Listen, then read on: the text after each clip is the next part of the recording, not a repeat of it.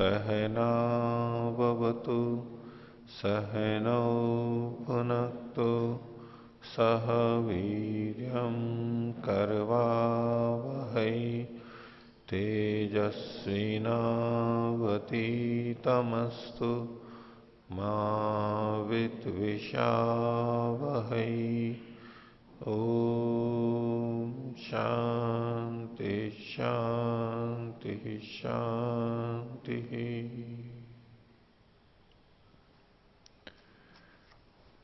वेदांत दर्शन की 31वीं कक्षा। वेदांत दर्शन के प्रथम अध्याय के चौथे पाद के 7वें सूत्र तक हमने पीछे देखा था। पीछे 15वें सूत्र में मध्य में 9वीं पंक्ति में स ईक्षान चक्रे, या 8वीं में है प्रश्नोपनिषद। इसके बाद जो पूर्ण विराम लगवाया था इसको आगे ले लीजिए। षोडश कलह पुरुषा प्रकृतः, यहां पूर्ण विराम लगा लीजिए। सूत्र संख्या 14 में दूसरी पंक्ति मध्य में है तत्तेजो असृजत।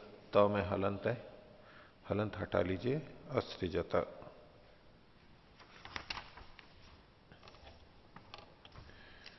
एक पृष्ठ संख्या 86 पर सूत्र संख्या 6 में पीछे प्रश्न पूछा था। ये त्रयाणाम एवं चैवम उपन्यासः प्रश्नश्च। इस प्रसंग में सबसे नीचे पृष्ठ 86 पर सबसे नीचे की पंक्ति में जो 3 प्रश्न थे, तो प्रतिवचन क्रमश्च त्रयाणाम संबंधे, 3 के बारे में अर्थात कैखित जो लिखा। प्राण रूपे पितरी, अहम आत्मा के अग्नौ अहं ज्योतिषी और परमात्मनि च इति। तो इसमें यह पूछा था प्राण रूपे पितरी जो कथन किया गया, तो प्राण तो प्रिय के रूप में है कि प्राण रूप है, प्राण के समान जो प्रिय है, अत्यंत आत्मीय है, अपना है, इस प्रकार के पिता में, तो वहां तो इस तरह संगति लगेगी। और अहम आत्मा के अग्नौ अहं ज्योतिषी, इसको 2 तरह से संभावना की जा सकती है। मूल उपनिषद में तो इससे कोई सीधे सीधे ज्ञात नहीं हो पाया, लेकिन एक तो इस संवाद को, नचिकेता और यमाचार्य के संवाद को आत्मा और परमात्मा का संवाद भी कहा गया है। महर्षि दयानंद ने उस तरह से व्याख्या की है इसकी। और नचिकेता यहां पर आत्मा है, तो जो ज्योति है, अग्नि वाला प्रश्न था, और आगे चलकर के वो अग्नि को नचिकेता के नाम से ही कह दिया गया था। तो अहम आत्मा के अग्नौ, मैं नाम वाली, मैं स्वरूप वाली जो अग्नि है, आत्मा वाली, अग्नौ अहम ज्योतिषी, मैं जो ज्योति है, मैं रूप जो ज्योति है। एक तो वो परम ज्योति है परमात्मा, एक अहम ज्योति मतलब आत्मा से संबंधित। दूसरे ढंग से नचिकेता को भी अग्नि के नाम से त्रिनाचिकेत नाम दे दिया गया था कि ये अग्नि तेरे नाम से जानी जाएगी, प्रशंसा के लिए, उसके यश के लिए एक वर उसको दे दिया था यमाचार्य ने कि ये जो अग्नियां हैं, 3 अग्नियां हैं, ये तेरे ही नाम से आगे प्रसिद्ध होंगी। तो नचिकेता आत्मा का प्रतीक हुआ, यानी जो नचिकेता रूप अग्नि है, नचिकेता नाम वाली जो अग्नि है अहम आत्मा के, ऐसे कुछ संगति लगने का प्रयास। बाकी कोई किसी मेरे को मिला नहीं इसका सीधे सीधे समाधान कुछ दिया गया हो। और परमात्मा तो है ही, और परमात्मा भी इसलिए लिया गया क्योंकि वैसे तो आत्मा का प्रसंग था मरने के बाद, लेकिन उसके करते करते फिर जो परमात्मा का प्रसंग आया, परमात्मा का वर्णन प्रारंभ हुआ, तो वो वहां पर अधिकृत है विषय, इसलिए तीसरा विषय यहां इन्होंने परमात्मा का लिया है। ठीक है, तो पिछले पार्ट में से किन्हीं को कुछ पूछना है तो पूछिए, बोलिए। ये सूत्र संख्या 11 में जो आया है कि 11 के भाष्य की प्रथम पंक्ति, यस्मिन् पंच पंच जना आकाशश्च प्रतिष्ठितः तमेव मन्य आत्मानं विद्वानं ब्रह्म अमृतो अमृतम। तो इसमें प्रकृति का, इस श्लोक में प्रकृति का जगत कारणत्व के रूप में कैसे वर्णन है, ये समझ में नहीं आता है। ये तो पूर्व पक्षी तो कुछ भी बोल देता है, ऐसा कोई कल्पना करे तो है नहीं यहां पर। जी, ये तो सिद्धांति ने बता ही दिया है, प्रकृति का वर्णन नहीं है। लेकिन जो संभावना कर रहा है वो कैसे, 5 और 5 मिला के 5 गुणा 5 25, ये 25 तत्व प्रकृति के, तो यहां पर प्रकृति का कहा गया है। तो यहाँ कारणत्व, जगत कारणत्व का वर्णन श्लोक से तो नहीं लगता है कि। आपकी बात मेरे को स्पष्ट नहीं हुई। ये इस श्लोक में जगत कारणत्व का वर्णन तो नहीं है, ऐसा हमें लग रहा। ठीक है, स्वीकार किया ना, तो पूर्व पक्षी तो कुछ भी कह सकता है ना। फिर ना होते हुए भी पूर्व पक्षी कह रहा है, इसलिए किसने कहा कि यहां पर ऐसा है। पूर्व पक्षी को तो कुछ भी दिखाई दे सकता है, वो कैसे भी संगति लगा सकता है। उसका खंडन हो गया ना कि यहां नहीं है उसका वर्णन। और किन्हीं को कुछ पूछना, पूछिए।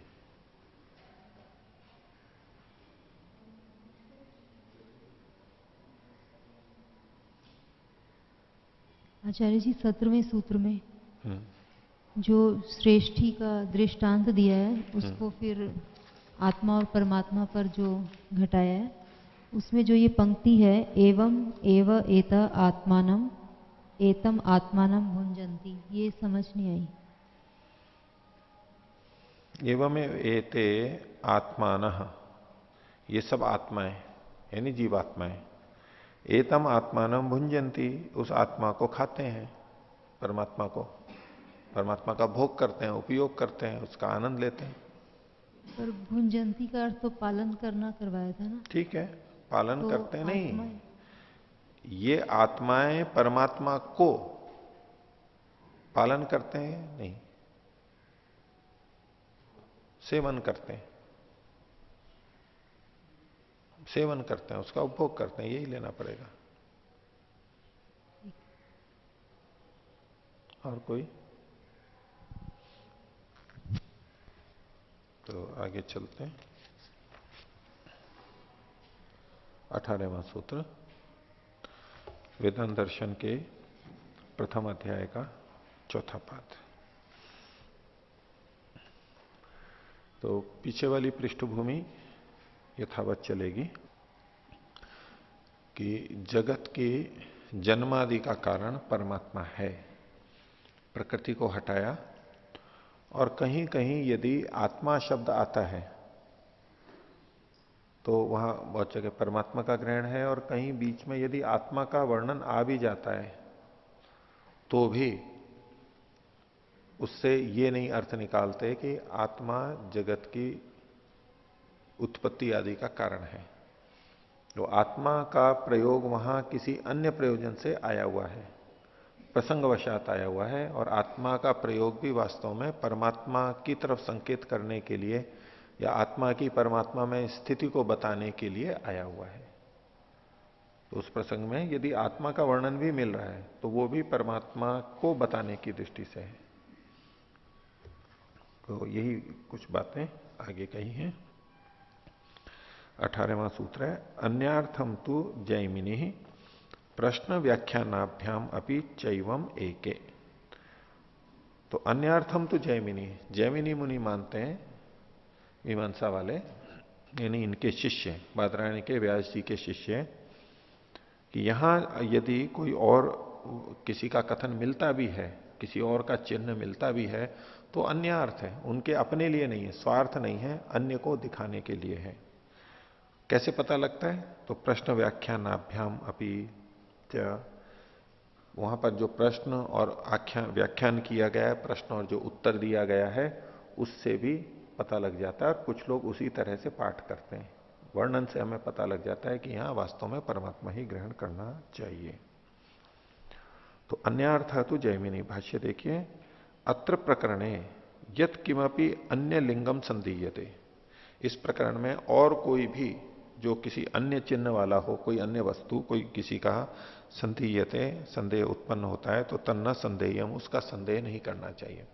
यानी प्रकृति आदि को हटा दिया इन्होंने, काफी वर्णन कर दिया, लेकिन यदि और भी किसी का संदेह उत्पन्न होने लगे उसके चिन्हों को देख करके, तो उसका भी संदेह नहीं करना चाहिए।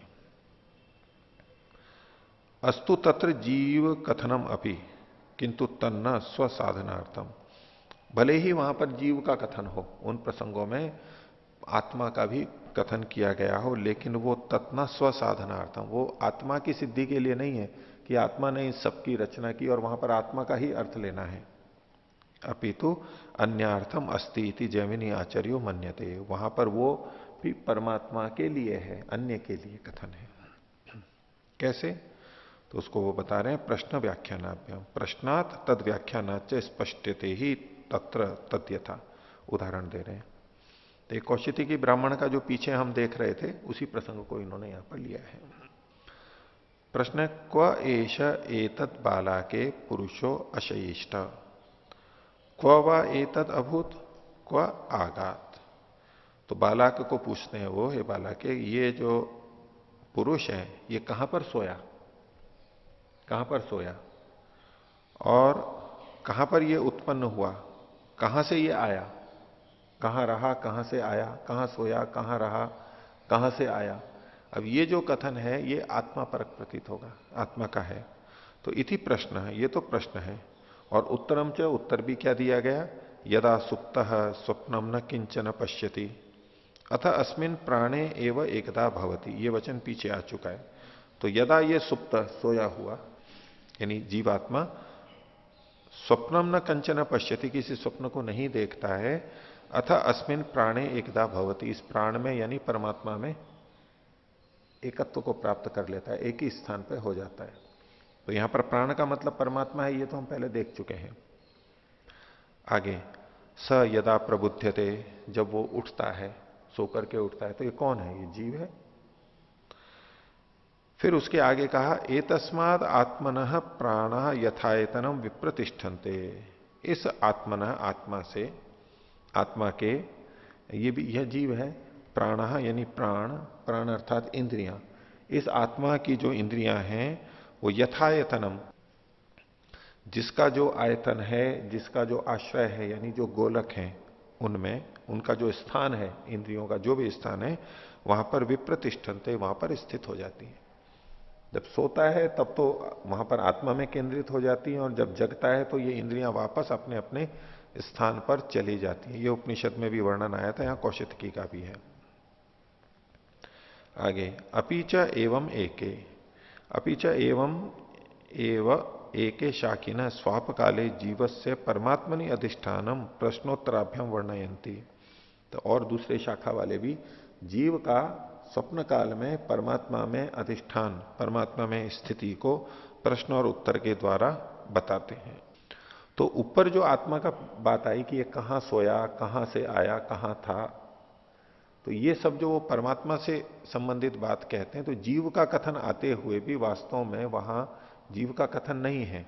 यानी जीव को मुख्यता से नहीं कहना चाहते, वो परमात्मा को ही बताना चाहते हैं कि जीव वहीं से आया, वहीं रहता है, स्वप्नावस्था में वहां चला जाता है, निद्रा में वहां चला जाता है, सुषुप्ति में इत्यादि।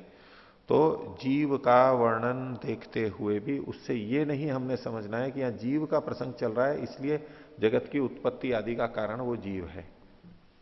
जीव का प्रसंग तो परमात्मा को ही एक तरह से बताने के लिए वहां पर आया है। तो प्रश्नोत्तर से जो बताया, ये बृहदारण्यक उपनिषद का वचन ले रहे हैं। यह एष विज्ञानमय पुरुष क्व एष तदा अभूत कुत एतत् आगात आगात। तो ये जो विज्ञानमय पुरुष है, नहीं जीवात्मा, क्व एष तदा अभूत, ये कहां पर था, कहां चला गया था, कुत एतत् आगात, फिर कहां से आ गया, ये तो प्रश्न किया। तो इसका उत्तर दिया गया, उत्तरम च यह एशो अंतर हृदय आकाश तस्मिन क्षेते। तो ये कहां चला गया था, तो इसके अंतर हृदय में जो आकाश है उसमें ये शयन कर रहा था, ये उत्तर दे दिया गया। तो अंतर हृदय अंतर्गत आकाशो न जीववाची न प्राणवाची किंतु परमात्मनि एव प्रयुक्त। तो यहां पर जो अंतर हृदय आकाश कहा गया, ये शब्द न तो जीव का वाची है, न प्राण का वाची है, ये तो परमात्मा का वाची है। ये प्रसंग हम पीछे देख चुके हैं। तो ये कहां चला जाता है, तो ये परमात्मा में चला जाता है, परमात्मा में स्थित हो जाता है। और ये परमात्मावाची है, इसकी पुष्टि के लिए छांदोग्य उपनिषद का एक वचन और दे रहे हैं, दहरो अस्मिन अंतराकाश। इसके अंदर एक छोटा सा स्थान दहराकाश विद्यमान है। ये यत्र सुप्तो न कंचन कामम कामयते न कंचन स्वप्नम पश्यति, तो जहां पर सोया हुआ एक और किसी की चीज की कामना नहीं करता है, किसी स्वप्न को, कल्पना को, आशाओं को, इच्छाओं को नहीं देखता है। ये जो यहां तक का वचन है स्वप्नम पश्यति, ये बृहदारण्यक का 4:3:19 है। इसके आगे का जो वचन है अयम पुरुषः करके, ये वचन 4:3:21 लिखा हुआ है, तो ये पश्यति वाला 4:3:19 पे जोड़ लीजिए। और इसके आगे अयम पुरुष है, ये फिर विपरीत अल्प विराम से ही चलेगा। अयम पुरुषः, ये पुरुष यानी जीवात्मा, प्राज्येन आत्मना परं संपरिष्वक्तः, प्राज्य आत्मा से जुड़ता हुआ, युक्त होता हुआ, और ये प्राज्य आत्मा है परमात्मा, उससे युक्त होता हुआ, न बाह्यम किंचन वेद न अंतरम, न तो बाहर का कुछ जानता है न अंदर का कुछ जानता है, सब चीजों से पृथक होकर के केवल परमात्मा में लीन रहता है। सुषुप्ति में ऐसा ही होता है। तस्मादत्र परमात्मा एवं कर्तृत्वेन वेदितव्येन च विज्ञेयो नान्यः, इसलिए इस प्रसंग में भी परमात्मा ही कर्ता के रूप में जानना चाहिए, जगत के कर्ता के रूप में, और वो ही ज्ञेय है मुक्ति की दृष्टि से, ऐसा समझना चाहिए। तो इन सारे प्रसंगों में बीच बीच में भले ही आत्मा का वर्णन आ जाता हो, लेकिन ये नहीं समझना चाहिए इससे कि ये तो जीव के द्वारा संसार की उत्पत्ति का कथन किया जा रहा है, कि प्रसंग जीव का चल रहा है। जीव का प्रसंग परमात्मा से जुड़ करके परमात्मा को बताने के लिए जीव को भी साथ में वहां पर कह दिया गया है। आगे ऐसा ही एक प्रसंग और आता है उपनिषद में, वहां ऐसा प्रतीत होगा कि ये तो बिल्कुल आत्मा की ही बात कही जा रही है, जीवात्मा की ही बात कही जा रही है। उसका समाधान यहां पर करेंगे 19वें सूत्र में। 19वां सूत्र है वाक्यान्वयात, वाक्य का अन्वय होने से, वाक्य की संगति लगने से, उसके साथ में जो वाक्य पढ़ा गया उससे निर्णय होने से। प्रसंग से तो जीवात्मा लगेगा, प्रकरण से तो जीवात्मा लगने लगेगा, लेकिन वहां अन्विति नहीं हो सकता है आत्मा में, इस तरह से निर्णय करेंगे। तो एक प्रसंग उठाया इन्होंने, क्वचित अध्यात्म ग्रंथे सती संदेह, अध्यात्म ग्रंथों में यदि कहीं संदेह होता है तो वाक्यान्वयात, वाक्यान्वय से, वाक्यान्वय को खोल रहे हैं, वाक्य अनुकूल संबंधात, वाक्य में ठीक तरह से सिद्धांत के अनुकूल संबंध होने से, जगत कर्ता परमात्मा स्पष्ट थे, जानने योग्य और जगत का सृष्टि का कर्ता परमात्मा ही स्पष्ट होता है। तद्यथा उदाहरण दे रहे, आत्मा वारे द्रष्टव्य श्रोतव्यो मंतव्यो निधिध्यासितव्य, तो आत्मा ही, अरे ये याज्ञवल्क्य और मैत्रेयी का संवाद है, तो याज्ञवल्क्य मैत्रेयी को कहते हैं कि आत्मा ही द्रष्टव्य है, देखने योग्य है, सुनने योग्य है, मनन करने योग्य है, निधिध्यासन करने योग्य है, निश्चय करने योग्य है। ये वचन दिया है बृहदारण्यक का 4, 5 और 6। बृहदारण्यक में ये प्रकरण 2 बार आया है, तो इससे पहले वाला है वहां पर हमारे वर्णन मिलता है सत्यव्रत जी वाली पुस्तक में। इन्होंने जो यहां लिखा है 4, 5, 6, इस जगह अपने यहां वो आवृत्ति होने से वो उन्होंने वर्णन ही नहीं किया है। तो पहले जो वर्णन आया वो 2, 4, 5 में आया है, 2, 4, 5 एकादशोपनिषद में वहां पर मिलेगा ये। तो इस वाक्य में आत्मा शब्द का क्या तात्पर्य लिया जाए, तो प्रथम दृष्टया तो हम पीछे जो प्रसंग देखते आ रहे हैं कि मंतव्य के रूप में, ज्ञातव्य के रूप में तो परमात्मा ही गृहीत है, उसको जान करके ही मुक्ति को पाते हैं, मुक्ति का प्रसंग है, इसलिए आत्मा का मतलब परमात्मा ही ग्रहण करना चाहिए, ये हम सामान्यतः लेते आए ही हैं। लेकिन इसमें प्रश्न ये उठेगा कि इससे ऊपर की पंक्तियों में जब आत्मा शब्द आ रहा है वो किसके लिए आ रहा है, वो आगे बताएंगे। तो अत्र द्रष्टव्यत्वादि आकांक्षायाम निर्दिश्यमान आत्मा परमात्मा विज्ञेयो, यहां पर द्रष्टव्यत्वादि की आकांक्षा में, यानी द्रष्टव्य श्रोतव्य इसकी इच्छा में जो निर्दिश्यमान आत्मा है वो परमात्मा ही जानना चाहिए। न तो उपक्रम प्रयुज्यमान है आत्म शब्देन जीवात्मा कल्पनीय है, न कि यहां पर उपक्रम में, यानी इस वचन के ऊपर के जो वाक्य है, प्रारंभ जो किया गया उसमें प्रयुज्यमान आत्मा शब्द से जो जीवात्मा का अर्थ वहां पर लिया जाता है वो कल्पना करना चाहिए। ये जो आत्मा व अरे द्रष्टव्य, इसमें आत्मा शब्द से वाक्य प्रारंभ किया गया, यहां इस आत्मा उपक्रम में परमात्मा अर्थ लेना चाहिए, जीवात्मा नहीं लेना चाहिए। ऊपर के भी जो कुछ प्रसंग चले आ रहे हैं उसको ध्यान में रखते हुए, यानी वो प्रसंग चले आ रहे हैं, उन प्रसंगों में तो आत्मा ही अर्थ है, जीवात्मा ही अर्थ है, लेकिन फिर भी इस वाक्य में आत्मा शब्द से जीवात्मा का अर्थ नहीं लिया जाएगा। क्यों, वो आगे बताएंगे। तो प्रसंग क्या है ऊपर का, तो न वा अरे पत्युः कामाय पति प्रियो भवति आत्मनस्तु कामाय पति प्रियो भवति। तो याज्ञवल्क्य के मैत्री से कह रहे हैं, ये मैत्री, पति की कामना से पति प्रिय नहीं होता है। कि पति के हित के लिए, वैसे तो हित चाहते हैं, लेकिन पति का हित भी इसलिए चाहते हैं कि हमारा हित हो, मेरा हित हो, यानी पत्नी ये चाहती है, ये का ये पत्नी की दृष्टि से, पति की दृष्टि से है। तो न वा अरे पत्यु कामाय पति प्रियो भवति आत्मनस्तु कामाय पति प्रियो भवति। अब यहां आत्मनस्तु कामाय, ये आत्मा कौन है, जीवात्मा है।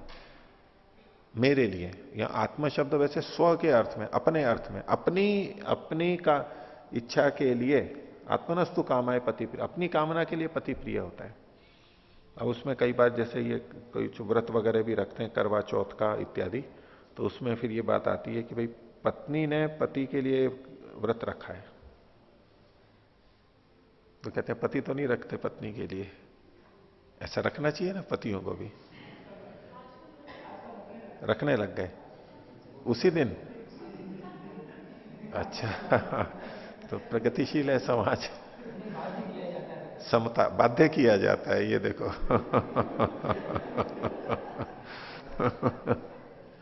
तो चलो, अगर चल भी रहा है तो अच्छी बात है। तो इसको दो दृष्टियों से देख सकते हैं। एक तो यह है कि पत्नी कहती है कि देखो पति के लिए हम ये रख रहे हैं, पति के दीर्घायुष्य के लिए, यानी पत्नी पति पर उपकार कर रही है।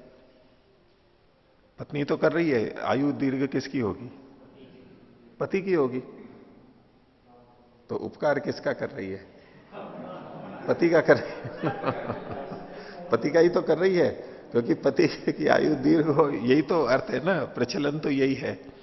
इसीलिए यह आक्षेप लगाया जाता है कि पति तो पत्नी की दीर्घायु की कामना के लिए कोई ऐसा व्रत नहीं रखता है, ऐसा कोई त्योहार नहीं बनाया, वो पुरुष प्रधान है, पुरुष को तो पत्नी के लिए नहीं है, पत्नी को पुरुष की दीर्घायु की करनी चाहिए। लेकिन उस संदर्भ में देखें कि पत्नी क्यों पति की दीर्घायु की कामना करती है, अपने के लिए विधवा नहीं होना चाहती है, पति का सहयोग मिलता रहे, दोनों का होता रहे। वैसे कई बार कहा जाता है पत्नी की एक इच्छा होती है कि पति के जीते जी शरीर चला जाए, ऐसे कई वृद्ध माताएं बोलती रहती हैं। ये बड़े सौभाग्य की बात है, सुहागन चली जाए, हाँ हाँ, सुहागन चली जाए या सुमंगली चली जाए, क्योंकि पति नहीं रहे और फिर पत्नी रहे तो समाज की स्थितियां जैसी भी हैं तो उनको ठीक नहीं रहता। इसलिए महिलाएं ये इच्छा करती हैं कि पति के रहते रहते चले जाओ। तो ये किसकी इच्छा कर रही हैं, हर जगह देख लीजिए, यहीं पर ही पति की दीर्घायुष्य की इच्छा कर रही है, या कि पति दीर्घायु होगा तो मैं पहले ही चली जाऊंगी, तो मैं उसके रहते रहते चली जाऊंगी, उनकी छत्रछाया में रहूंगी, और मेरे को बेटों के या बहुओं के जो ताने होते हैं या समस्याएं होती हैं उससे मेरे को बचाव हो जाएगा। जो भी हो, तो उसमें दोनों दृष्टियों से देखा जा सकता है। बाहर से लग रहा है कि हम दूसरों के लिए कर रहे हैं, लेकिन हम दूसरों के लिए कई बार इसलिए करते हैं क्योंकि हमारा सुख उनके ऊपर निर्भर करता है। जैसे कि हम लोग सैनिकों की बहुत प्रशंसा करते हैं, या सैनिक आते हैं, उनको युद्ध हो रहा हो तो उनको भोजन खिलाएंगे, ये करेंगे। अब ऐसे तो अच्छी बात है, बुरा नहीं है, उसको निषेध नहीं कर रहे हैं, लेकिन सैनिकों को भी हम क्यों कर रहे हैं, वो देश के लिए कर रहे हैं, और वो मर रहे हैं, वहां पर अपनी जान दे रहे हैं, और वो हमारे लिए कर रहे हैं। उनके वहां होने पे वो उत्साहित रहे, वहां लड़ते रहे तो हम सुरक्षित रहेंगे। ये स्वार्थ तो वहां पर आ ही गया ना, स्वार्थ यहां पर आ ही गया ना। इसलिए हम ऐसे लोगों की बहुत प्रशंसा करते हैं, उनको बहुत अच्छा करते हैं, करना भी चाहिए, जिनके ऊपर हम आश्रित हैं, चाहे राष्ट्र हो, चाहे समाज हो, चाहे घर हो। तो सब चाहते हैं कि ये बना रहे तो हम सबको ठीक होता रहेगा। और उसमें ऊपर से तो यही लगेगा ना कि ये देखो उनकी इच्छा कर रहे हैं, लेकिन अपनी इच्छा तो बनी ही रहती है, ये एक सत्य है। कहने में बड़ा कटु लगेगा, लेकिन ये उपनिषदकार ने जैसा कहा, तो नवा अरे पत्यु कामाय पति प्रियो भवती आत्मनस्तु कामाय पति प्रियो भवती। तो इसमें आत्मनः आत्म शब्द आया है, इसका क्या प्रसंग चल रहा है? ये जीवात्मा का ही हो सकता है, ये परमात्मा का तो हो ही नहीं सकता है, क्योंकि परमात्मा तो जन्म लेता ही नहीं है, शरीर को धारण करता ही नहीं है। आगे नवा अरे वित्तस्य कामाय वित्तम प्रियम भवती। धन की प्रियता से धन प्रिय नहीं होता, धन की कामना से कि धन अच्छा हो जाए वो उसके लिए प्रिय नहीं होता है। भवती आत्मनस्तु कामाय वित्तम प्रियम भवती, अपने लिए ही होता है। तो ये तो सब स्वीकार करते ही हैं, धन के विषय में तो कोई बात नहीं है। लेकिन हाँ, कई जने धन को कमाने में अपना अहित करने लग जाते हैं, उनको लगता है जैसे धन आ गया तो ही सब कुछ हो गया। ये भ्रांति भी हो जाती है अति आवेग में। और आगे कहा नवा अरे सर्वस्य कामाय सर्वम प्रियम भवती। सबकी कामना के लिए सब प्रिय नहीं होते हैं, जो जो भी हैं सब जगह आत्मनस्तु कामाय सर्वम प्रियम भवती। जो कुछ भी हमें प्रिय होता है वो हमारी अपनी कामना के लिए ही होता है। हम किसी को भी प्रिय समझते हैं तो अपने लिए समझते हैं, अपने लिए ही समझते हैं। किसी का भी हित करते हैं तो अपने लिए करते हैं, परोपकार करते हैं तो अपने लिए ही करते हैं। यानी परोपकार को तो बिल्कुल नष्ट कर दिया इन्होंने, परोपकार रहा ही नहीं, परोपकार की भावना को तो पूरा ही नष्ट कर दिया इन्होंने। क्योंकि परोपकार में भी कि भाई वेदों की रक्षा के लिए, वैदिक संस्कृति की रक्षा के लिए जीवन लगा रहे हैं तो वो अपने लिए लगा रहे हैं, राष्ट्र के लिए लगा रहे हैं, अपने लिए, परिवार के लिए लगा रहे हैं, अपने लिए लगा रहे हैं, संस्था के लिए लगा रहे हैं, अपने लिए लगा रहे हैं, सबके लिए। अब यहां आत्मा का मतलब परमात्मा भी कोई ले सकता है, लेकिन जो पति पत्नी धन ये सब जो लिखे हुए हैं इससे एकदम स्पष्ट होता है यहां आत्मा का मतलब जीवात्मा ही है। अपने लिए ही सब कुछ हितकारी होते हैं और दूसरे के लिए कोई हितकारी नहीं होता। वो जो फिर होती है सुक्ति चलती है कि इस संसार में तो सभी स्वार्थी हैं, स्वार्थों पे ये टिका हुआ है। जब तक स्वार्थ पूरा होगा तब तक वो साथ रहेगा, ये सहयोग करेगा, और जब स्वार्थ पूरा नहीं होगा तो साथ नहीं रहेगा और चला जाएगा, विरोधी हो जाएगा। कुछ ना कुछ अपना स्वार्थ अवश्य जुड़ा रहेगा। भौतिक स्वार्थ पूरा नहीं हो रहा है तो कुछ दूसरा स्वार्थ पूरा हो रहा होगा, कोई बड़ी हानि से बच रहा होगा, कुछ ना कुछ तो अवश्य होगा। तो ये तो हमारी स्वाभाविक प्रवृत्ति है। हम भले ही उसको कितना भी परोपकार का या और का नाम ले लें, हम अपने लिए ही कर रहे होते हैं सब, कोई भी अपवाद नहीं है इसका। तो आत्मनस्तु कामाय सर्वम प्रियम भवती। मनोविज्ञान वाले इसमें क्या मानते हैं कि भाई सब कुछ अपने लिए ही होता है, अपने लिए ही होता है। ये हम दूसरे के लिए भी कुछ करते हैं, दूसरे के लिए भी कभी करते हैं, ऐसा कभी, ये एक मनोविज्ञान की बात हो गई ना। फ्राइड ने तो कहा था कि हम स्नेह करते हैं उसके पीछे काम छुपा हुआ रहता है, यानी सेक्स छुपा हुआ रहता है। ये उन्होंने एक सिद्धांत दिया हुआ है, अभी कितना मान्य है पता नहीं। चाहे तो माता पिता के साथ में बच्चों के संबंध हो, प्रियता हो, या मित्रों के साथ में हो, कुछ भी संबंध हो, उनके सिद्धांत के अनुसार तो उन्होंने कहा मूल रूप में काम यानी सेक्स का वो जुड़ा ही रहता है, ऐसा उन्होंने प्रतिपादित। उसका खंडन भी बहुत हुआ कि ये तो प्रियता के साथ ये आवश्यक नहीं है, ठीक है कुछ संबंधों में ये रहता है लेकिन सब में तो नहीं रहता है। तो उन्होंने ये प्रतिपादित किया मूल रूप में तो ये रहती है। अब वो इसी तरह की बात कहना चाह रहे थे या क्या कहना चाह रहे थे, जो भी है, फिर इन्होंने कहा है कि अपने लिए ही रहता है व्यक्ति, सदा अपने को सोचेगा ही, वो अपने बारे में सोचेगा ही वो।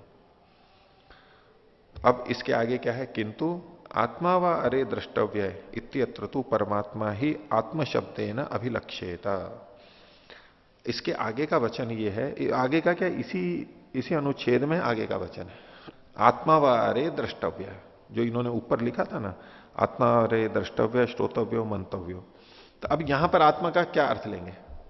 अब पूरे प्रकरण में आत्मनस्तु कामाय इदम प्रियम भवती, आत्मनस्तु कामाय सर्वम इदम भवती, वहां आत्मना जो चलते आ रहे हैं जीवात्मा का है, ये सारा वर्णन करके तत्काल बाद में ये वाक्य आता है, आत्मा वारे द्रष्टव्य श्रोतव्य मंतव्य निधिध्यासितव्य इति। अब यहां आत्मा का क्या अर्थ लेंगे? उस प्रसंग के अनुसार, प्रकरण के अनुसार इतनी बार आत्मनस्तु कामाय सर्वम इदम प्रियम भवती कहा गया, तो यहां जीवात्मा ही अर्थ आएगा प्रकरण को देखते हुए। तो उस दृष्टि से कि देखो आत्मा को ही जानना चाहिए, तो यहां जीवात्मा अर्थ लेने लगेंगे। तो इत्यत्र तो परमात्मा ही आत्म शब्द ना अभिलक्ष्येत, लेकिन व्याख्याकार कह रहे हैं सूत्र के अनुसार कि यहां भी आत्म शब्द से परमात्मा का ही ग्रहण होना चाहिए। क्यों? तद अत्र वाक्य परमात्मा एवं अनुगम्यते। यहां इस वाक्य में आत्मा वारे द्रष्टव्य में आत्मा शब्द से परमात्मा ही जाना जाता है। क्यों जाना जाता है? कि शब्द अगर हम भाव और परिस्थितियों को, सिद्धांतों को नहीं जानते हैं, तब तो आत्म शब्द से जीवात्मा परमात्मा दोनों का ग्रहण हो सकता है। और प्रकरण को देखेंगे तो यहां जीवात्मा ही अर्थ आएगा, जीव ही अर्थ आएगा यहां पर। इतनी बार आत्म शब्द आया है। लेकिन जिनको ये पता है सिद्धांत की जानने योग्य, मनन करने योग्य, देखने योग्य, निधिध्यासन के योग्य, तो वो परमात्मा ही है, ये सिद्धांत पहले से पता है। तो जैसे ये वाक्य आएगा वहां आत्मा का मतलब परमात्मा ही लेंगे, वो आत्मा लेंगे ही नहीं हम। तो इस विषय में और आगे कह रहे हैं कि जीवात्मा तू अहम वृत्ति को अनायासेन स्वयं अनुभूति सिद्धो अस्ति। बोले कि जीवात्मा तो जो कि अहम वृत्तिक है, अहम वृत्तिक मतलब जिसमें हम अहम, मैं इस वृत्ति, व्यापार या विचार के द्वारा ये अपने को स्वीकार करते हैं कि मैं, ठीक है, मैं, ये हम किसके लिए? अपने लिए बोलते हैं। अहम वृत्ति का अनायासेन, बिल्कुल सहजता से, सर्वई अनुभूति सिद्धो अस्ति, सभी के द्वारा अनुभूति से सिद्ध है, यानी सभी इसकी अनुभूति करते हैं। मैं पने की अनुभूति तो सभी करते हैं, मैं हूं। अब दूसरे को अलग समझते हैं, मैं अलग हूं, मैं चेतन हूं, ऐसा हम सब आपस में अनुभव करते हैं अपने अपने लिए। अहम अस्मि, मैं हूं, इति न तस्य श्रोतव्ये मंतव्ये निधिध्यासितव्यत्वे द्रष्टव्यत्वे च उपदेश सार्थक्यम अस्ति। पहले जिसको सभी जानते हैं उसके लिए यह कहना कि वो श्रोतव्य है, मंतव्य है, निधिध्यासितव्य है, तो इसके द्रष्टव्य के उपदेश करने का तात्पर्य क्या है? कोई मतलब नहीं निकलेगा। जिसको हम सब जानते हैं, सहज ही हमें पता है, लेकिन परमात्मा की तो हम ऐसी अनुभूति नहीं करते, आत्मा की तो कर लेते हैं। तो उसको कहना कि ये जानने योग्य है, सुनने योग्य है, देखने योग्य है, उसका कोई सार्थकता ही नहीं है। न च तत्र आत्म शब्दो जीवात्मार्थत्वेन उपनिबद्ध। दूसरी बात ये कह रहे हैं कि जो आत्मनस्तु कामय सर्वम इदम प्रियम भवती में जो आत्म शब्द था वह है, न च तत्र आत्म शब्दो जीवात्मार्थत्वेन उपनिबद्ध, वो जीवात्मा के अर्थ में नहीं पढ़ा गया है। आत्म शब्द, आत्मनस्तु कामाय में जो आत्म शब्द है वो जीवात्मा अर्थ के लिए नहीं पढ़ा गया है, ऐसा वो कह रहे हैं। फिर किसके लिए कहा गया? वस्तु तस्तु तत्र आत्म शब्द स्वशब्द से पर्यायो अस्ति। स्वशब्द का पर्यायवाची है आत्मा, मैं को बताने के लिए। आत्मनस्तु कामाय मतलब स्व कामाय, स्वस्य कामाय, अपनी कामना के लिए ये है, अपने अर्थ में है वहां पर। वो अपना कौन है, मैं कौन हूं, वो तो आत्मा ही है, ये ठीक है, लेकिन आत्म शब्द सीधे सीधे मैं को बताने के लिए वहां पर है, और वो मैं आत्मा ही है। आगे यतो ही पति ही पत्युः कामाय न प्रिय किंतु स्वस्य निजस्य कामाय स्वार्थ साधनाएं प्रियो भवति। पति पति की कामना के लिए प्रिय नहीं होता, लेकिन अपने निज की कामना के लिए, अपने स्वार्थ की सिद्धि के लिए वो प्रिय होता है। तथैव धनम अपि न धनस्य कामाय किंतु स्वस्य कामाय स्वार्थ साधनाएं प्रियम। धन भी धन के लिए नहीं, लेकिन अपनी कामना के लिए प्रिय होता है। एवं सर्वम वस्तु स्वार्थ साधनाएं प्रियम भवती। संसार में जितनी भी वस्तुएं वो अपने स्वार्थ की सिद्धि के लिए ही हमें प्रिय होती हैं। स्वार्थ सिद्धि नहीं होगी, अप्रियता आ जाएगी, प्रियता हट जाएगी। जितनी अधिक स्वार्थ की सिद्धि होगी उतनी अधिक प्रियता वहां पर आती जाएगी। न च संसारे स्वार्थ साधने न अमरत्व मोक्षम व प्राप्नोति जन। और अगर ये जो स्वार्थ की सिद्धि है जो बताया, बोले इस स्वार्थ की सिद्धि से, स्वार्थ साधने न अमरत्व मोक्ष की प्राप्ति हो सकती है। वह प्राप्नोति जना, कोई मनुष्य अपने इसी कामना से लगा हुआ है, स्वार्थ की सिद्धि कर रहा है, जो उसको प्रिय लगता है उसको कर रहा है, इतने मात्र से उसको मुक्ति की प्राप्ति नहीं होती है। किंतु यह खलु सांसारिक वस्तु भी साध्यम स्वार्थम परित्यज्य, तो सांसारिक वस्तुओं से सिद्ध होने वाले प्रयोजनों को हटा करके, स्वार्थ को छोड़ करके, परमात्मानम श्रृणोति, परमात्मा को सुनता है। श्रृणोति में एक डंडी अधिक लगी हुई है, श्री। श्रृणोति मनुते निदिध्यासति, जो परमात्मा का श्रवण करता है, मनन करता है, उसका निदिध्यासन करता है, उसको देखता है, जानता है, उसका साक्षात्कार करता है, स एव संसाराद विनिर्मुक्त, संसार से मुक्त होकर के स्थिराम शांतिम आपनोति, स्थिर शांति को प्राप्त होता है, मुक्ति को प्राप्त होता है। इति हेतु अयम उपदेश है, इसके लिए यह उपदेश है। कौन सा? जो पहले कहा गया था, आत्मावारे द्रष्टव्य है, श्रोतव्यो मंतव्यो निदिध्यासितव्य। तस्मात वाक्यान्वयाद अत्र परमात्मा अवगंतव्य है। परमात्मा यहां पर वाक्य के अन्वय से, वाक्य की संगति से, वाक्य घटेगा ही परमात्मा पे ही है। आत्मावारे द्रष्टव्य वाला वाक्य परमात्मा पे ही घटेगा, दूसरे पे, आत्मा पे, जीवात्मा पे संगत ही नहीं होगा।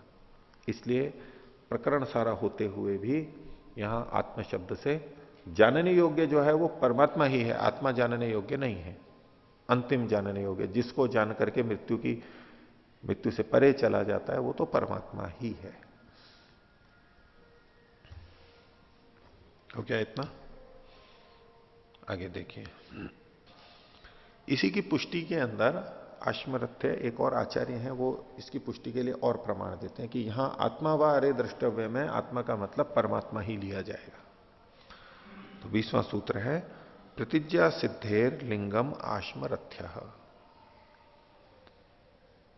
प्रतिज्ञा सिद्धे है लिंगम, प्रतिज्ञा मतलब यहां जो प्रतिज्ञात है, जो कथन किया गया है, आगे जो इसके बाद में एक वाक्य और है उसको धृत करेंगे, उसकी सिद्धि होने से, सिद्धि होना ये एक लिंग है, लक्षण है, चिन्ह है कि यहां पर आत्मा का मतलब परमात्मा ही लिया जाना चाहिए।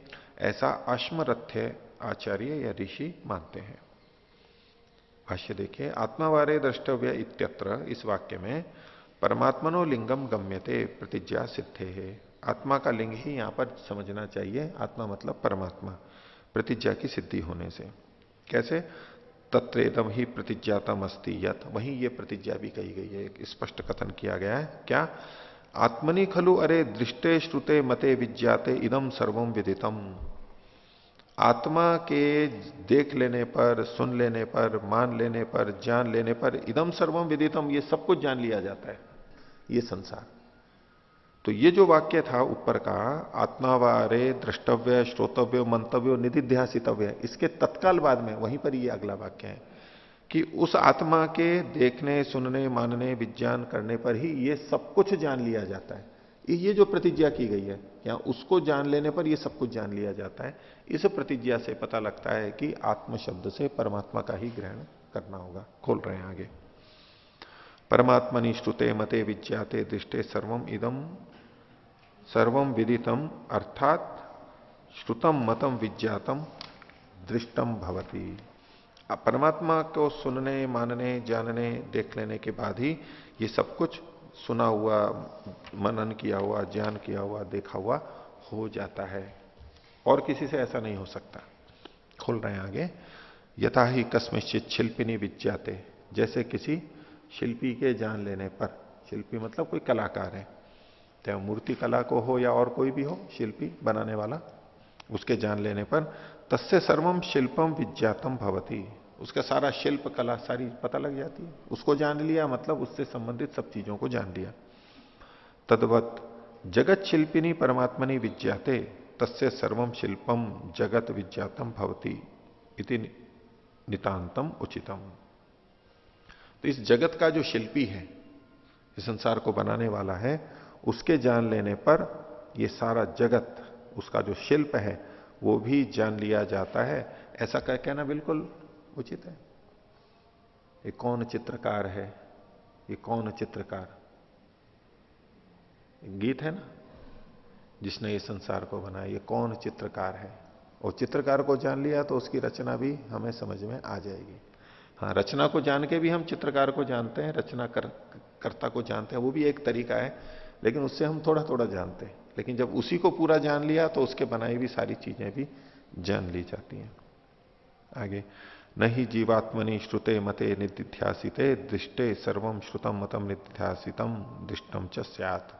तो पक्ष में आत्मा का था, दो ही बातें थी, या तो परमात्मा को माने यहां पर या आत्मा को। तो बोले आत्मा को देख लेने से, मनन करने से, निधिध्यासन करने से तो सारी चीजें जानी नहीं जा सकती, उसमें क्या हेतु है? आत्मा के जानने पे ऐसा क्या हो जाता है कि सब कुछ जान लिया जाए? परमात्मा के जान लेने पर तो सब कुछ जान लिया जाता है, उसमें तो हेतु है। आत्मा के जान लेने पर सब कुछ जान लिया जाए, इसमें क्या हेतु है? नहीं जीवात्मनि श्रुते मते निधिध्यासिते दृष्टे सर्वम श्रुतम मतम निधिध्यासितम दृष्टम वा स्यात्। क्यों नहीं हो सकता? तो निषेध में हेतु तो इन्होंने दिया, तस्य अकर्तृत्वात्, क्योंकि वो इसका कर्ता नहीं है।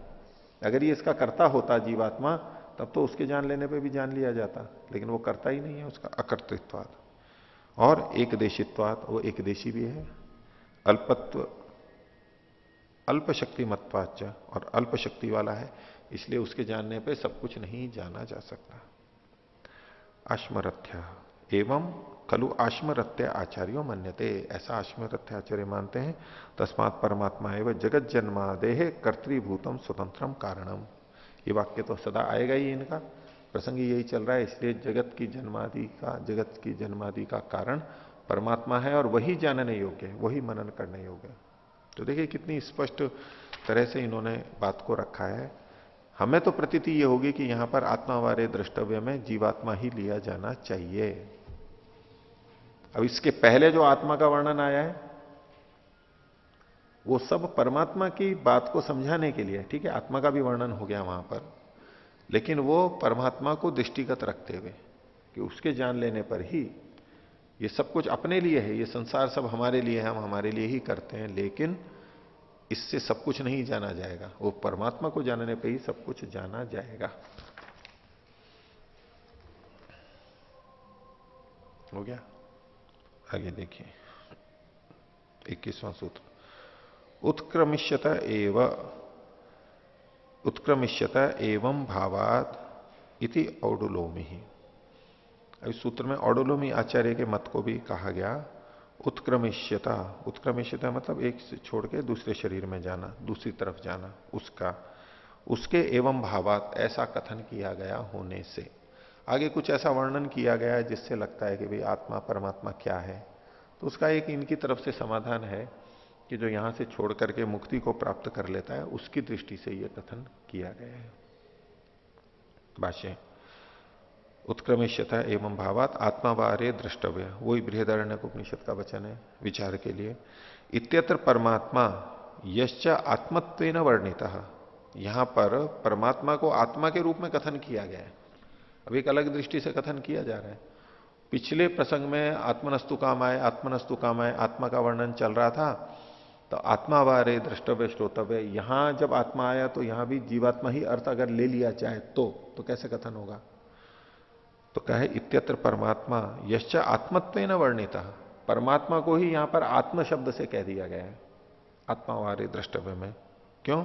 स उत्क्रमिष्यतो अस्मात् शरीरात पृथक गच्छतो, यहां से उत्क्रमित होते हुए, उत्क्रमित का मतलब है इस शरीर से पृथक होते हुए, जीवस्य मोक्षावस्थायाम आत्मा अस्ति इति अभिप्रायात उक्तः, जीव का मोक्षावस्था में वो आत्मा है यानी आश्रय है, इस अभिप्राय से कहा गया है। ये जीवात्मा यहां से उठ करके मुक्ति को प्राप्त करता है तो उसका आश्रय परमात्मा हो जाता है, परमात्मा आश्रय हो जाता है। तो आत्मा का आश्रय वो परमात्मा है। तो यहां भले ही आत्मावारे द्रष्टव्य आत्मा शब्द कहा गया है, लेकिन आत्मा के कथन से गौण रूप से यहां पर परमात्मा का ही कथन किया गया है, क्योंकि आत्मा का आश्रय तो वो परमात्मा ही होता है। तो जो आश्रय है उसी को जानना समझना चाहिए। आगे यथाच अन्यत्र उपनिषदि स परमात्मा आश्रयत्मन प्रतिपादिता, जैसे अन्यत्र भी उपनिषद में आत्मा को यानी परमात्मा को आश्रय के रूप में कहा गया है। तो चूंकि वो आश्रय है, इसलिए आत्मा का वो आश्रय है, इसलिए उसको भी आत्मा शब्द से कह दिया गया। तो परमात्मा को आश्रय रूप में कहा गया। एष संप्रसादो अस्मात् शरीरात समुत्थाय, ये जो संप्रसाद है, पंक्ति पहले आई चुकी है कई बार। ये संप्रसाद यानी आत्मा इस शरीर से उठ करके परम ज्योति रूप संपत्ति है, उस परम ज्योति प्रकाश ज्ञान स्वरूप परमात्मा को प्राप्त करके स्वेन रूपेण अभिनिष्पद्यते, वो अपने रूप में स्थित हो जाता है जीवात्मा। इति औडुलोमी इति एवं औडुलोमी आचार्यो मन्यते।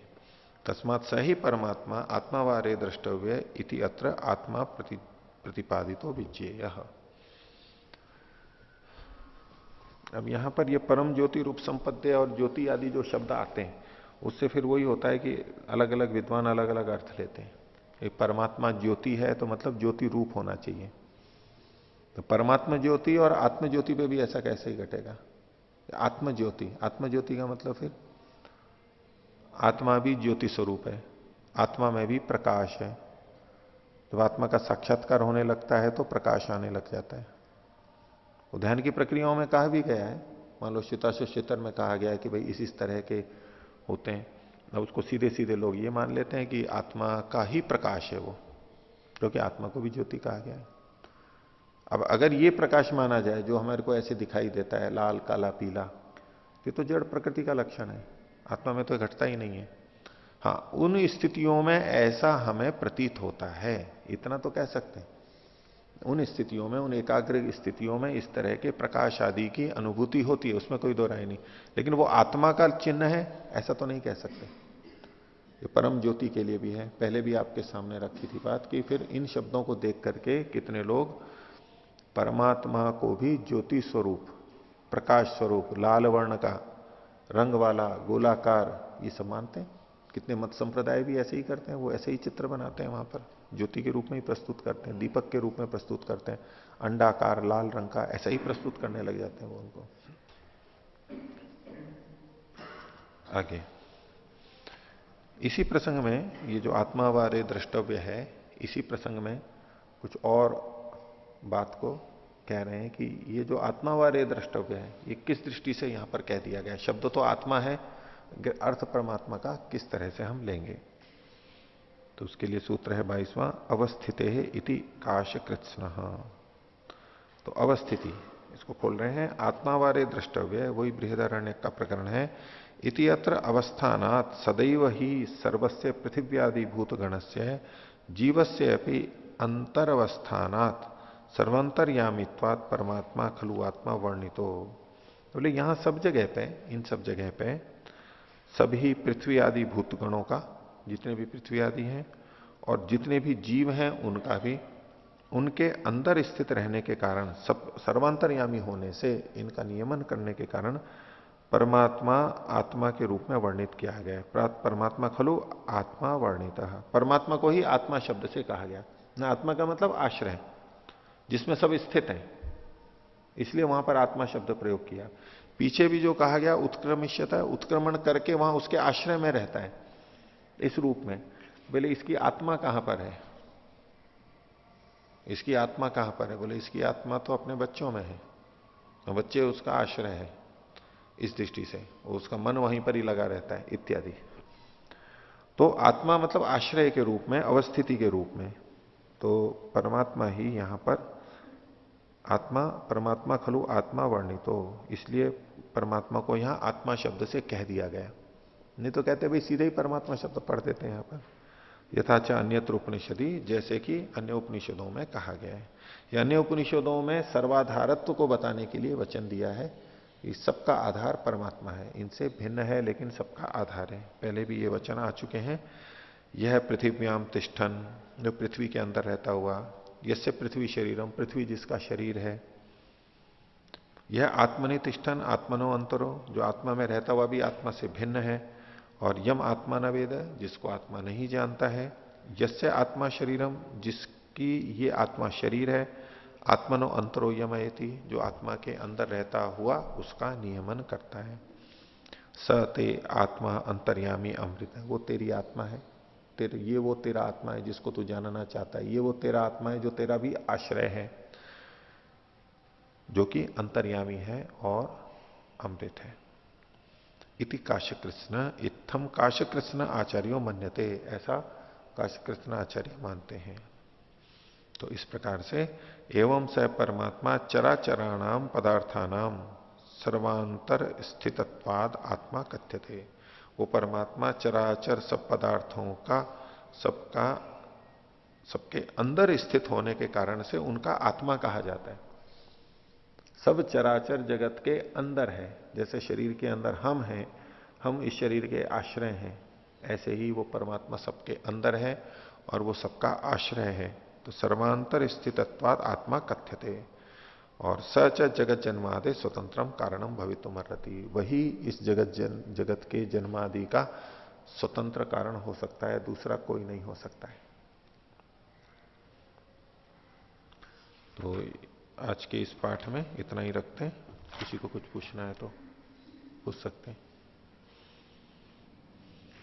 बोलिए। जी, ये जो पहले हम आत्मा का आत्मनस्तु कामाय ले रहे थे, आत्मनस्तु कामाय सर्वमिदं प्रिय भवति, तो फिर उसको परमात्मा का सिर्फ एक पंक्ति से हमने परमात्मा लिया, प्रसंग आत्मा का चल रहा था। तो हाँ। आप हमेशा ये कहते हैं कि प्रसंग को देख के लिया जाता है। हाँ। तो फिर यहाँ पे सिर्फ एक पंक्ति तो अपवाद हो गया। ठीक है, प्रसंग भी एक होता है। प्रसंग को हम कहते हैं प्रकरण, ठीक है। तो इसके अंदर वो बात वहां घटनी चाहिए जहां और कोई कारण नहीं होता है प्रकरण से बलवान, तब तो प्रकरण के अनुसार करते हैं। उसमें मीमांसा में जैसा आएगा पहले भी आपके सामने कुछ शब्द रखे थे, वो धीरे धीरे स्पष्ट होंगे। श्रुति, लिंग, वाक्य, प्रकरण, स्थान और समाख्या, ये 6 चीजें हैं। और इसमें पर का दुर्बलता है, बाद वाली चीज दुर्बल है और उससे पहले पहले वाली बलवान है। अगर 2 प्रमाण आ रहे हैं तो उसमें से जो पूर्व वाला है वो बलवान है, पर वाला दुर्बल कहलाता है। जैसे कि सत्र न्यायालय, जिला न्यायालय और फिर उच्च न्यायालय, फिर सर्वोच्च न्यायालय। अब इनके अंदर देखेंगे तो नीचे से दुर्बलता है।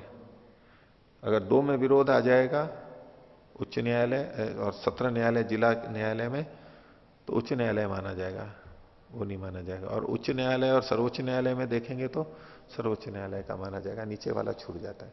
ये इसको कहते हैं बलाबल। अगर 2 के विपरीत आ रहे हैं, 2 के विपरीत निर्णय आ रहे हैं, तो दोनों में से किसका माना जाए? तो जैसे ये न्यायालयों की व्यवस्था है अथवा अधिकारियों की भी ऐसी व्यवस्था होती है, ऐसे इन 6 के अंदर भी है। तो ये जो हमने देखा कि ऊपर से आत्मनस्तु कामा इदम सर्वम प्रियम भवति, ये तो है प्रकरण से हमें पता लगा, ये भी एक प्रमाण है, निर्णय होता है इससे भी बलवत्ता पता लगती है। प्रसंग से ये लेना चाहिए। लेकिन प्रकरण की अपेक्षा श्रुति, लिंग, वाक्य, प्रकरण, लिंग अधिक बलवान हो जाता है। तो यहां पर जो वर्णन किया गया संगति हुई है। प्रकरण भले ही आत्मा का आ रहा है, लेकिन यदि यहां आत्मा अर्थ ले लिया जाए, आत्मा वारे द्रष्टव्य, श्रोतव्य, मंतव्य, निधिध्यासितव्य, तो वहां संगति नहीं लगेगा, अन्विति नहीं होता है, वो अर्थ घटता ही नहीं है वहां पर। उस आत्मा के जान लेने पर कैसे सब चीजें जान ली जाएंगी, वो संगति नहीं है वहां पर। और बाकी शास्त्रों में भी अन्य जगह पे जानने योग्य के रूप में परमात्मा ही कहा गया है। तो ऐसे में उन प्रमाणों को देखते हुए, उन श्रुति वचनों को देखते हुए यह निर्णय है कि परमात्मा को जानने पर ही मुक्ति होती है, परमात्मा को जानने पर ही ये सब कुछ जाना जाता है। तो तस्मिन खलु ज्ञाते इदम सर्वम विदितम भवति, ये जो आगे का वचन है, इन चिन्हों से, लक्षणों से, अन्वय से ये पता लगा कि यहां परमात्मा ही लिया जाएगा। तो प्रकरण से जीवात्मा लग रहा है और इनसे परमात्मा लग रहा है, ये बलवान है, इसलिए ये माना जाएगा। क्यों ना ऐसी संगति लगा दी जाए कि ऊपर जो प्रकरण चल रहा है उसमें भी परमात्मा मान लें फिर? ऐसा कुछ लोग लगाते हैं, लेकिन वो संगत नहीं है वो व्यवहार से। कि जैसे कैसे मान लो यो कहे कि नवारे वित्त से काम आए वित्तम, हाँ, वित्त की कामना के लिए वित्त प्रिय होता है, आत्मनस्तु काम है, परमात्मा की कामना के लिए धन प्रिय होता है। ऐसा घटता है क्या? कि दुनिया के लोग परमात्मा की कामना के लिए धन को कामना करते हैं क्या? ये पति पत्नी की कामना इसलिए करते हैं क्या कि परमात्मा की कामना के लिए पति पत्नी को चाह रहे हो? तो वो वहां घटेगा ही नहीं, व्यवहार में घटेगा ही नहीं, वो तो अपने लिए ही घटेगा, वो बिल्कुल अर्थ वहां संगत है। कई लोग करते हैं ऐसा, जो उच्च आध्यात्मिक व्यक्ति होते हैं ना वो लोग करते हैं। वो कैसे अर्थ करते हैं वो संगत तो लग जाता है, लेकिन वो वक्ता का यहां तात्पर्य वैसा है नहीं। वो लोक में जैसा प्रचलित अर्थ है वही लेना चाह रहे हैं। वो विशेष अर्थ क्या करते हैं कि भाई परमात्मा की कामना के लिए हमें ये प्रिय है, क्योंकि हर व्यक्ति परमात्मा की कामना के लिए ही तो संसार में भाग रहा है, एक बात। दूसरा, परमात्मा की कामना मतलब परमात्मा के सुख की कामना, ऐसा सुख जो कि दुख रहित है, जो कि पूर्ण सुख है। तो चाहे हम धन की कामना कर रहे हो, चाहे पति की कामना कर रहे हो, चाहे पत्नी की कामना कर रहे हो, हम उस पूर्ण सुख के लिए ही तो कामना कर रहे हैं। दुख रहित सुख की चाहते तो यही है ना, उसी कामना से तो इस संसार की चीजों को चाह रहे हैं, दुख रहित सुख की प्राप्ति के लिए। तो परमात्मा की कामना से कर रहे हैं हम, उस मोक्ष सुख की कामना के लिए ही कर रहे हैं, इसलिए यहां भी परमात्मा अर्थ हो सकता है। अगर वो परमात्मा परक अर्थ है तब तो आत्मा वाले द्रष्टव्य में कोई संशय की बात ही नहीं है, समस्या ही नहीं हो। तो प्रकरण भी परमात्मा का आ रहा है और यहां भी परमात्मा का करेंगे, लेकिन ये प्रसंग उठाया गया है यहां पर। संदेह उत्पन्न होगा क्योंकि ऊपर का प्रसंग तो आत्मा के लिए, अपने लिए, स्व के लिए ये प्रिय होते हैं, दूसरों के लिए नहीं होते। तो इस पाठ को अभी इतना ही रखते हैं। प्रणव ध्वनि।